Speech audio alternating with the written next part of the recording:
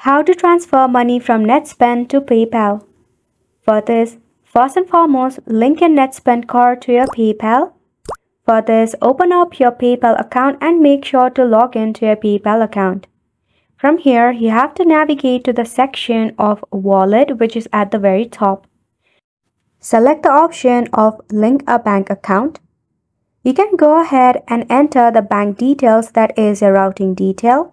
If not, tap on Link a Card. In this dialog box, go ahead and enter your card number of your NetSpend card.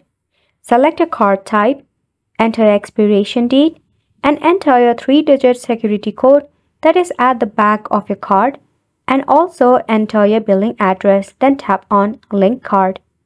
Once you tap on it, you have to verify that it's really you, and simply like that, your linking process is complete.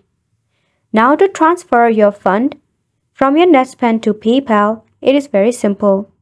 Open up your NetSpend account. You can also do this by your browser.